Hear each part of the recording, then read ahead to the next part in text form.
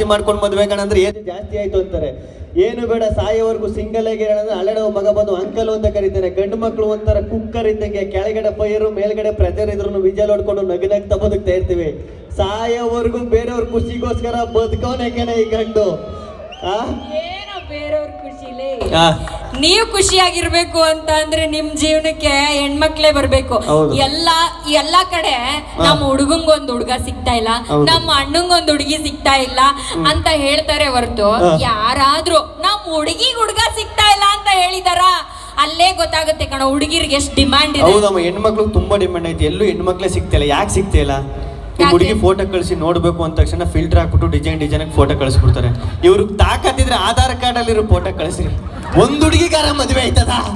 ನೀನೇನೇ ಹೇಳಮ್ಮ, ನಾವು ಹೆಣ್ಮಕ್ಳೇ ಗ್ರೇಟು, ನಮ್ಗೆ ಡಿಮಾಂಡ್ ಜಾಸ್ತಿ ಇರೋದು. ಆಂಟಿ ಹಿರಿಯರೇ ಹೇಳಿಲ್ವಾ, ಹುಡುಗ ಹದಗೆಟ್ಟ ಅಂದ್ರೆ ಆದಿ ಬೀದಿ ಆದ್ರೂ ಸುತ್ತಿ ಒಂದ್ ಹೆಣ್ತನ್ ಕಟ್ಟು ಸರಿ ಹೋಗ್ತಾನೆ ಅಂತ. ಸೊ ನೀವ್ ಗಂಡ್ ಮಕ್ಳು ಜೀವನ ಬೆಳಗ್ಬೇಕು ಅಂದ್ರೆ ನಾವ್ ಹೆಣ್ಮಕ್ಳೇ ಬರ್ಬೇಕಮ್ಮ. ನಾವು ಒಂಥರ ಮನೆ ಬೆಳಗು ದೀಪ ಇದ್ದ. ಒಂದ್ ಸಣ್ಣ ಎಕ್ಸಾಂಪಲ್ ಕೊಟ್ಬಿಡ್ತೀನಿ ನೋಡು. ಆ ಅಣ್ಣವ್ರು ಅಕ್ಕವ್ರು ಇಲ್ಲಿ ಬಂದಿಲ್ಲ, ಎಷ್ಟು ಜಾಲಿಯಾಗಿ ವಿಜಲ್ ಹೊಡ್ಕೊಂಡು ಖುಷಿಯಾಗಿದ್ದರು. ಪಾಪ ಹೆಂಡತಿ ಜೊತೆ ಬಂದಿರೋರು ನೋಡು, ಅಮಾಯಕ ಅನಾಥರ ತರ ಹೆಂಗ್ ಕೂತವ್ರ ಪಕ್ಕದಲ್ಲಿ, ಇಲ್ಲೇ ಗೊತ್ತಾಗಲ್ವಾ?